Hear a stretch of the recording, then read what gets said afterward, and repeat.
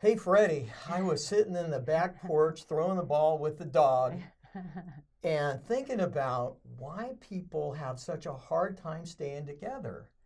And I started analyzing, and it dawned on me out of out of all the things that we've really talked about, there's kind of a basic structure to how people build relationships and how they commit. And so I really wanted to talk to you about this and with the audience because I think it's massively important that we figure this out. Yeah. If we're going to build better relationships and make commitments, let's talk about how that actually um, evolves and what that really looks like. So, thinking about it, well, we always start with attraction. We're attracted. Oh, you're hot or this or that. Whatever you find attractive, you're humorous, Yeah. you're smart, you're whatever that is. And then we're attracted to that, and then we start sharing, right? And so we're starting to find out about who you are, what you're about, and it's so interesting, and you're so whatever. And then a lot of times we get into oversharing, if you know what I mean. Too quickly. Too quickly. Has that ever happened to us in our lifetime? Have Yes. we overshared? Absolutely. Yeah. Most people do. I mean, you're trying to be lovable, you're trying to have this exciting relationship, but what we need to probably do is slow it down a bit and get to know that person and all that. But what happens when we start oversharing, we start building these chemical connections, right? And we're so excited, we're so euphoric and all that. And then we're going along thinking that this is going to be the one. And so we pop the question and we make that commitment, but we missed one part. Now we have to figure out if we're compatible. And so let's talk about that, what that looks like, and kind of some of the things that we cover in a masterclass that we do is compatibility is really, really critical before commitment. So really what we want is we want to go, yes, we're attracted, we're sharing, we're leaning into that relationship. And as we're going along, we're trying to figure out the different levels of compatibility. So Right. what are the different levels of some of the things that you look for in compatibility, Freddie?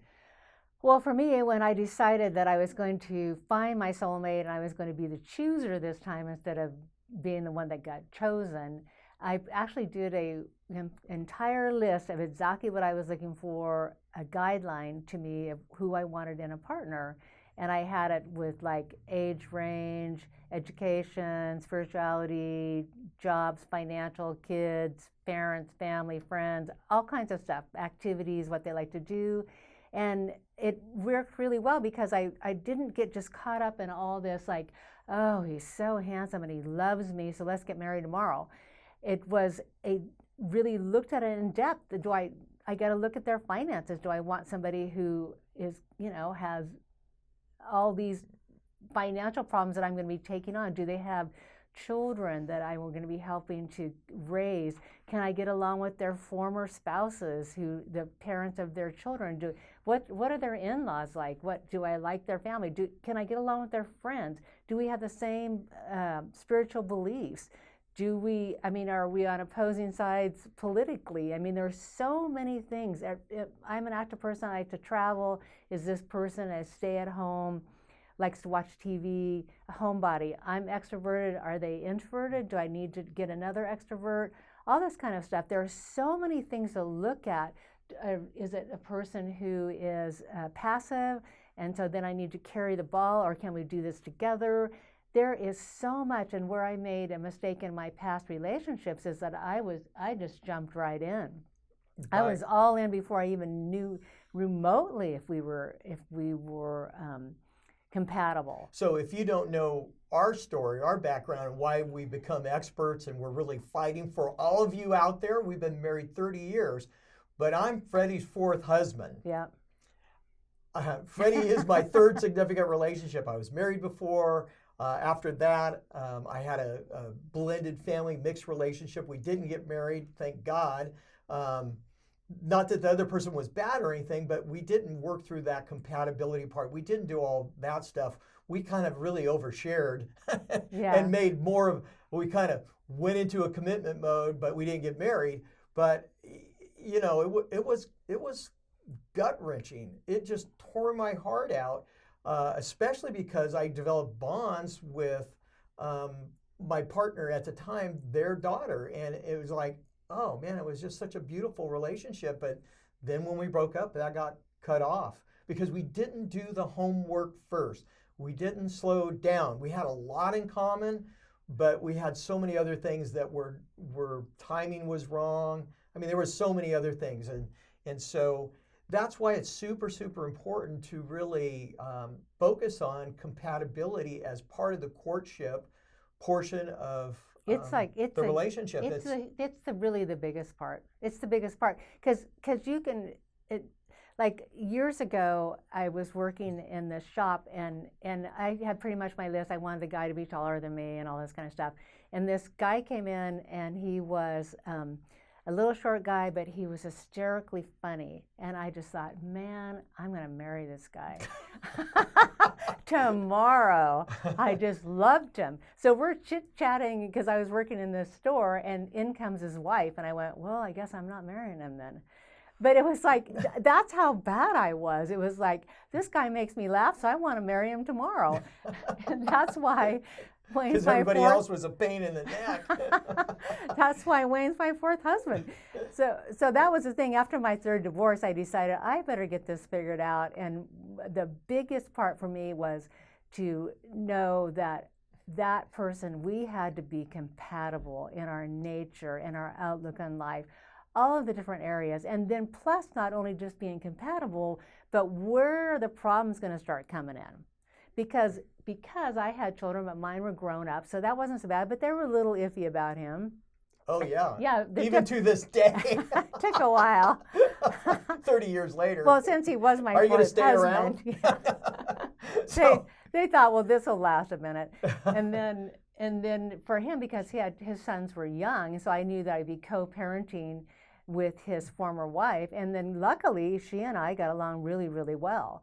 So all those things we took into consideration before we made the commitment, and then even after the commitment, we continued to learn and grow in our relationship. We continued to take therapy. We continued to learn how to communicate. We continued. We are still to this day working on our relationship. So one thing that I think is super important is, and we cover this like in our master class, is we talk about compatibility in the area of personality, lifestyle, super important. But then we go deeper into a whole thing of what I call four-brain relationship type profiling. And so there's I forms, there's we forms, there's logicals and spontaneous people. So it's kind of like this quadrant of four. And so we really dive deep into that because you're going to be different. The odds that you're going to be the same is probably not likely. And you can create a situation where you're diametrically opposed. Like I am what you would call as an I spontaneous. I have a lot of ideas. I like to move really fast. I don't need a lot of information. It's like I go from 1 to 100 and all the rest is just filler to me. It's like I know it's possible. Yeah. But Freddie's a we logical. So that's diametrically opposed. But normally that would create a lot of problems for couples because they're not aware of that. They don't know how to interact with starting with respect, creating trust and safety, and being able to work through difficult situations. But because we were trained in that early on in our marriage or in our relationship, that we were able to use that. It became our strength, and now it is our superpower because we are different. Yeah. Now, that's not great for everybody, but it did work for us, and I've seen it with a lot of other couples. But it really is a basis of understanding, having the skills, and practicing at it because it wasn't really natural at first. Well, and because if we hadn't been trained in that, because we went to take this training from this wonderful Carol woman, Austin, Carol Austin, awesome. she's great. And Carmel. And so when we were doing our training, she goes, "Oh, yeah, this could be a problem for you guys." And what she did is that because we knew it could be a problem, then she taught us, and that's how we teach our people that we work with, taught us how to communicate, how to be respectful for each other, and how to use that as a very positive thing instead of like, man, this guy's driving me crazy. Which I still do. Yeah, I still go, but now it's a humorous tolerant versus divorce court irritant. Yeah, but if we hadn't known that, if we would have gone into that relationship and not known that this is where a problem can come roaring down on us, it would have been like, oh, I don't know if I can do this. Right, but we had other parts of lifestyle. Our natures are so similar. Our interests are so similar. Our values are similar. Our standards are similar. For instance, we like a clean house. I mean, I couldn't live in a household that was messy, but a lot of people can, and they that's can. okay. They're fine. They're very compatible. Yeah, we have lots of people we know relationships, and they're both like, fine, I don't care. Yeah, but one of the things that I think is kind of interesting is because I spontaneous when I travel, as long as I have a credit card and some airplane tickets or gas in the car, I'm good. But now I'm in a relationship with Freddie, and she is a wee logical. So she wants everybody to be happy. She needs to be happy. Well, I plan way ahead of time. She's a planner. I'm the travel agent. Right, and she slept in a car with her former husband because they got to Vegas, right? And no place to stay. No place to stay. So for her, travel plans are super important. Yeah. They're important to me, but I'm very like, oh, whatever it takes, we'll make it happen. So I now know that that's important to her. That's a trust and safety issue. So I let her do all the planning. I just say, this is where I'd like to kind of go because I'm a foodie. I'd like to eat over here. I like to do this, whatever. But the rest of you, go for it. You do it. I love it that you're organized. That means I don't have to do that part. And or hire somebody to do it. Or hire somebody to do it, which is fine. But we made it work, and we both have our needs met. And it's not a win-lose. It's like win-win. And that's another thing that we call effective positive communication. But we're compatible there. We've done a lot of work about compatibility, our conversational styles, our skill sets. We've also really worked on, as far as to be even more compatible. One of the things that was most important to me was the fact that I had somebody that wanted to grow. Right. They wanted to learn. They were willing to invest, and they were willing to build a better future with me together, come thick and thin.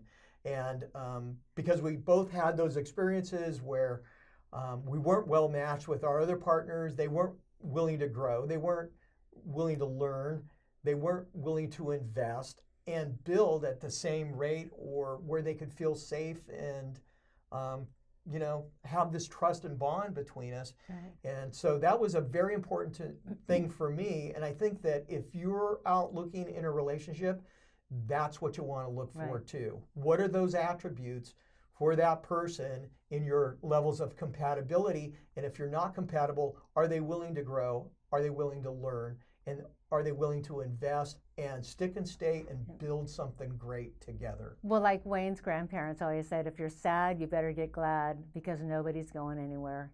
I love you. I believe in you. And we're going to figure this out. I might even be so pissed off right now. We can't talk about it, but we will get to this once we calm down.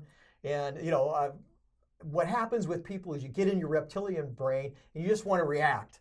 Well, sometimes you need to back up, but you need to let your partner know you don't have your foot out the door. Right. The D word is not a part of the conversation if you're married or whatever.